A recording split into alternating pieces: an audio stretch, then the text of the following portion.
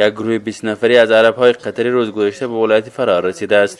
حضور عرب‌های قطری فعالان مدنی این ولایت را نگران نمودند و میگویند که در این زمینه باید دولت به مردم وضاحت بدهد. نقیب الله نیکمال یک از فعالان مدنی ولایت فرا میگوید که حضور این عرب قطری در ولایت فرا باید برای مردم از سوی حکومت واضح گردد.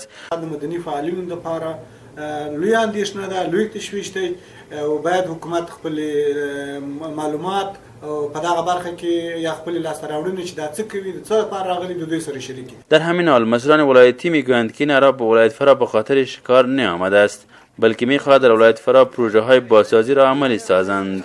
ناصر مهری سخنگوی والی فرا در صحبت با رادیو آزادی گفت که این عرب هیچ نوع پرندگان را شکار نموده، بلکه هنوز هم نسل این پرندگان را در ولایت فرا پرورش میدهد. فرا ولایت کې داسې پرندگان کوم داسې نایابه کوم شی نسته چې دوی ښکار وکړي.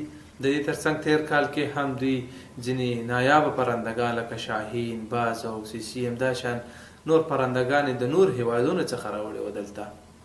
از سوی دیگر شیخ علی ابن عبدالله مسئول نهاد الغرافه که در رأس عرب‌های قطری قرار دارد و به ولایت فرا آمده است میگوید که هدفشان فقط امران این ولایت می باشد.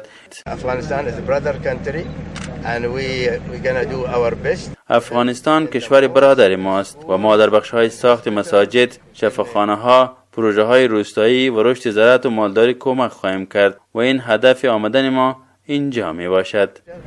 و ولایت فرا از 3 سال بدین سو هر سال در همین فصل عرب‌های قطری میآیند و به گفته مردم دست به شکار پرندگان نایب همچون تغدار نیز میزنند. این عرب‌ها تا حال 10 مسجد و همچنین یک فارم بزرگ زراعتی درختان خرما را در ولایت فرا نیز اعمار نموده است.